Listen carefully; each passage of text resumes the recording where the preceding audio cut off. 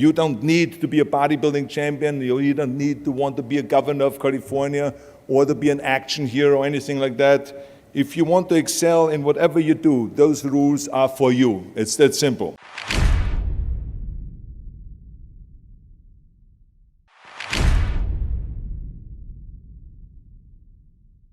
So my first rule is find your vision and follow it, because you can have the best ship in the world.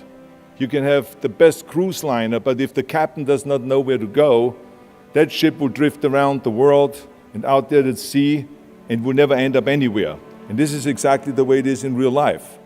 If you don't have a goal, if you don't have a vision, you just drift around and you're not going to be happy. I always smiled when I worked, no matter how hard I worked. I always had a great time, no matter what I did. It didn't matter if it was in bodybuilding or if it was in the movies or if it was as governor. People ask me in the gym all the time, why are you smiling all the time? Why are you so happy? You have to lift 50 tons of weights.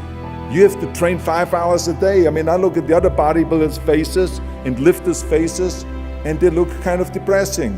They look sour. They're miserable that they have to lift weights.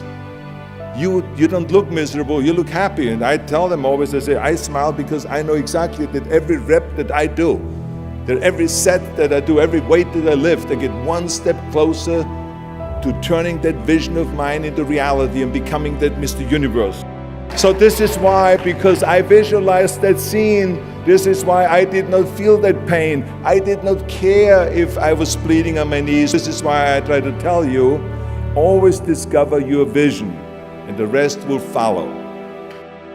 Now my second rule is never ever think small.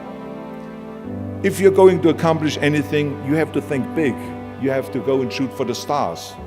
The biggest challenge most people have is because they think small.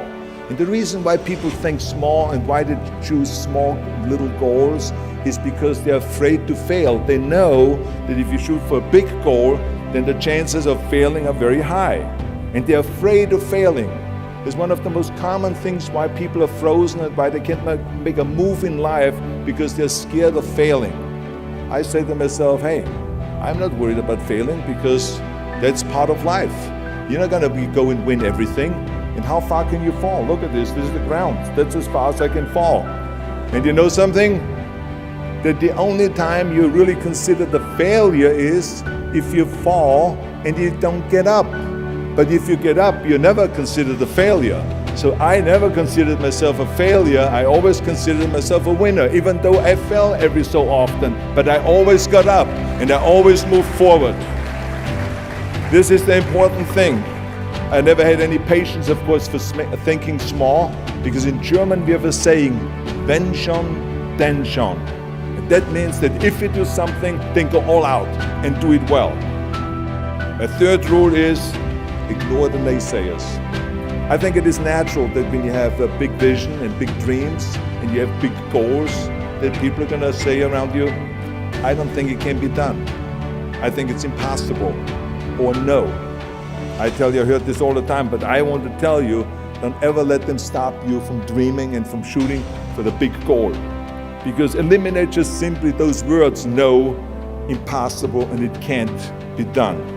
I mean, in each one of my careers, when someone said it's impossible, I heard it's possible. When someone said it can't be done, I heard it can be done. And when someone said no, then I heard loud and clear, yes. I wanted to be that one that does it.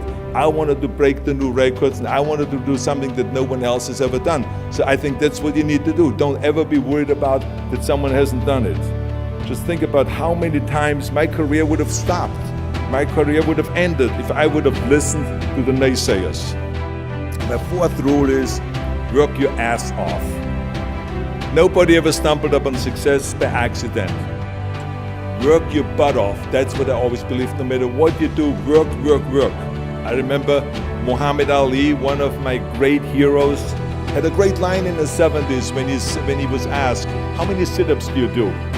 He said, I don't know, because I start counting only when it starts burning. When it starts burning, that's when it starts counting. You see, that's what makes you a champion. It doesn't matter in what area you're in. No pain, no gain. If you don't apply that rule, all the other rules won't mean anything. I mean, it drives me absolutely nuts when people say, I don't have time to work out. Haven't you heard that many times? I don't have time to work out, or I have worked so hard all day, I'm tired, I cannot work out anymore. Or I cannot read another book, or I cannot improve myself, or I don't have time, or I work so hard that I cannot really improve my business, or I cannot grow as a person, or any of those things. What the hell are we talking about here? I mean, the day is 24 hours, you sleep 6 hours, so you have 18 hours left. I mean, I know there's some of you out there that say, well, wait a minute, I sleep actually 8 hours, but that's just sleep faster, okay? Listen, when I came to the United States, I remember that I trained 5 hours a day, every day, and I was managing a construction business, and I was a bricklayer, and I went to college also, and I took acting classes from 8 o'clock at night to 12 o'clock midnight. All of that in one day. Every day I did that. I did not worry about it. I knew that I had 24 hours and I didn't want to waste one single hour. Just remember, you can't climb that ladder of success with your hands in your pockets. You must work your ass off. It's that simple. My fifth and last rule is, don't just take. Give something back. Leave your mark on the world. Tear down that mirror. Tear down that mirror that makes you always look at yourself. And you will be able to look beyond that mirror, and you will see the millions and millions of people that need your help. And I saw those millions and millions of people. And this is why I tried to take every opportunity that I could to give something back. If not me, who? And if not now, when? So I feel very strongly all of us need to have and embrace that kind of a spirit. To lead a truly full life, you must give back. You must leave the world a better place than you found it. Because the bottom line is, it is up to us. I mean, those rules that I've given you are important rules, but giving back is one of the most important rules. I guarantee you that if you follow all of those rules, you will have many victories to celebrate. You will leave, your work, and you will have extraordinary kind of a record, and you will leave a legacy behind that you can be proud of. So I want you to remember those rules. Have a vision. Think big. Ignore the naysayers. Work your ass off and give back and change the world. Because if not us, who? If not now, when?